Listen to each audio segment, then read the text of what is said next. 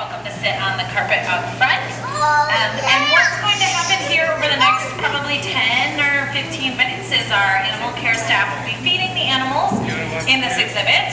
And while they're doing that, I'll do my best to try and keep up with the action and let you know what's going on. Can you go sit down? And introduce you to a few of the animals in this exhibit. So as the feeding's going along, please feel free to ask questions. And then once the feeding is finished, I do have some teeth from the cow-nose ray and from the tasseled wobbegong and some stingray barbs on my cart. So you're welcome to come over and check those out after the program.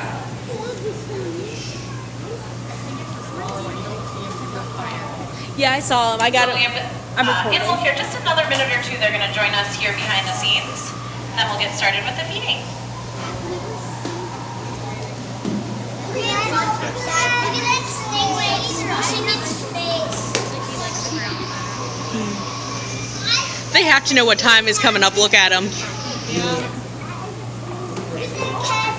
be able to tell when the animal care staff are behind the scenes because you can tell that the fish know. So their behavior will change once the feeding is imminent. It's imminent.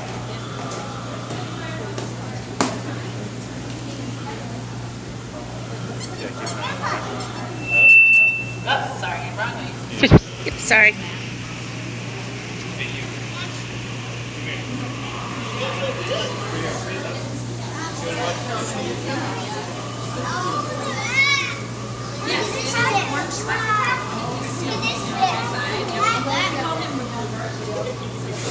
Oh.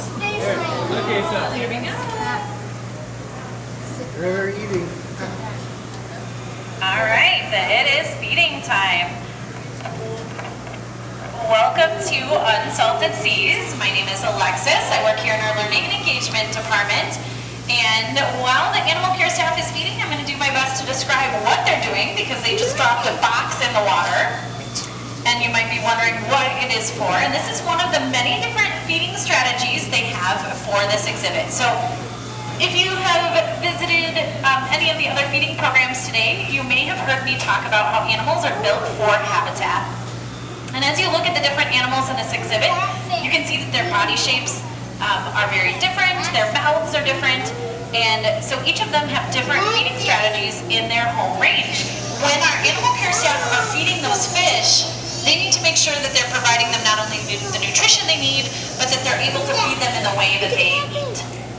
Now, one of the challenges in this exhibit are those really bright yellow fish, the golden trevally, and they are broadcast fed. That's what's happening right now. They do a really good job when our animal care staff drop food in at the surface. The trevally can go up and feed themselves. So right now it looks like they have some gel diet going in there, kind of like fish jello. It's reconstituted with warm water in sheet pans in the refrigerator, very much like fish jello, and then cut up into chunks. It's very nutritionally dense. And while they're eating, they're working on feeding a couple different species of fish. So the box that went in here has food on the lower level. They actually call that the mailbox, is what they named that feeder, because it delivers food to the bottom, and the trevallies can't get into the lower level of that mailbox. So there are a couple different species of shark. That's a horned shark that's swimming over the line right there, and a couple of bamboo shark that swim into the bottom level of that mailbox. So that is where those sharks are fed because they are bottom feeding fish. At the same time, they're using a couple of other feeding strategies. One is over here on the left-hand side. They are using a feeding station that has mesh and PVC pipes, and they use a gray lunch tray as a target. And so that is the feeding station for the cow-nose rays. So they're feeding them over here on the left-hand side. So the rays know that that's where they need to feed. And they're using the feeding station because otherwise the rays will swim too deep in the water and it's hard for the staff to reach in. So if they put the feeding station with that mesh on the bottom, the rays have to swim up close enough, and that way our animal care staff can actually reach their hands into the water to feed. It's you. The other feeding station you'll see is along the back wall. And there is a target, there's a target with a gray crescent moon, and it looks like they've just finished up back there.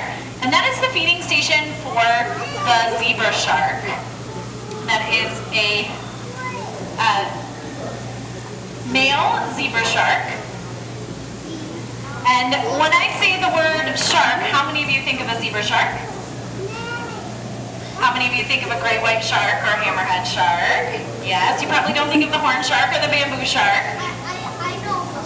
Do you like sharks a lot? I know all the. So when you look at the zebra shark here in the back of the exhibit, as I mentioned, animals are built for habitat. We can learn a lot about the habitat where zebra sharks live by looking at its body shape. So first of all, rather than being more of a barrel or torpedo shape like some of those other open water sharks, zebra sharks have a more flat bottom. Their mouths are located near the front underside of their head rather than in the very front. So they do have rows of small sharp teeth, but their mouth is not in the front, so they are not opening and tearing and hunting down fish in open water. Here's a good look at the belly of that shark. And then take a look at their tail. Rather than having that iconic forked tail, it has this long ribbon-like tail. I like to call it a trolling motor. So those are very good clues that zebra sharks are actually feeding on the bottom of the ocean. So they might be feeding through seaweed or seagrass, looking for their prey down at the bottom. And then the bamboo shark and the horn shark are other small species of carpet sharks that rest on the bottom.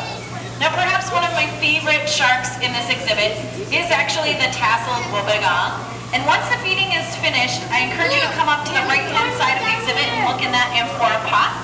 That is where Foster, the tasseled wobbegong, is hiding. He's a little smaller than this model, but they are the ultimate ambush predator. So they are built to be camouflaged in their habitat. The color pattern on the side, on their bodies, as well as the fringes on their face, help them to virtually disappear within their habitat. So when their prey swims by, they open up their mouth and whoop, it disappears before they even know the wobbegong is there. And as I mentioned, this is also a species of shark. So this is a really good way to kind of take a tour of some different shark species that are have much more unique body shapes than those kind of traditional open water sharks that we often think of. Now there are a few other fish hanging out in this exhibit that we can see. As the Kaunos rays swim by, you can see behind their eyes they have an opening called a spiracle. They're able to flush oxygenated water over their gills. Their gills are located under their bodies as well as their mouths, so when the rays swim by, if you get a chance to look underneath. What we're going to see later on in this feeding is the rays are going to start dipping down to the bottom, and they have what looks like another mouth on the front, but it's really just a flap of skin. And so they drop that flap of skin down. It's called a subterminal rostrum. And they use that flap of skin to help push food towards their mouth. So we'll see them drop to the bottom and start sifting through the sand for any of those leftovers that might have been left on the bottom. So you'll see the rays drop down to the bottom doing that behavior. There is also a large grouper over here on the left. I've seen it peeking out a couple of times. Oh, look, they're target feeding the wobbegong. Now, they offer the wobbegong food every time they're feeding the rest of the exhibit, but the wobbegong does not always eat every time. So they do offer it food. It may not eat today, but they'll just note that and then they'll offer food the next time. But you can see its kind of curled up tail. You'll have to tell us if it eats. It doesn't really look like it's going for it just yet. But the trolleys are coming over to check it out. So the feeding kind of happens fast and furious in this exhibit. As I mentioned, I'll be hanging out over here, and I do have some Kaunos raised barbs. I have some teeth that you can check out. I have the different plushies, and so if you have questions about the fish that you've seen in this exhibit, please feel free to stop by. The rays are going to continue to kind of sift through the sand, and so I'm happy to talk a little bit more about each of the species as they finish up their meal here. We've got quite a bit going on in the next couple hours, so if you are still in the building here at 2 o'clock, we'll be feeding the sturgeon over in the Unsalted Seas Gallery, and at 3 o'clock will be the river otter program here out in the main gallery. So a couple programs more feedings. Mom, can we go somewhere else? Yeah, they're pretty opportunistic. Ooh, peeking out of this block here up front is the eel. Did you see it peeking out? If you're in the front here, go ahead and sit down on your pocket so folks behind you can see. There you go. So the eel is peeking out of the little hole over here. So it looks like the main part of their feeding is finished, but feel free to continue watching.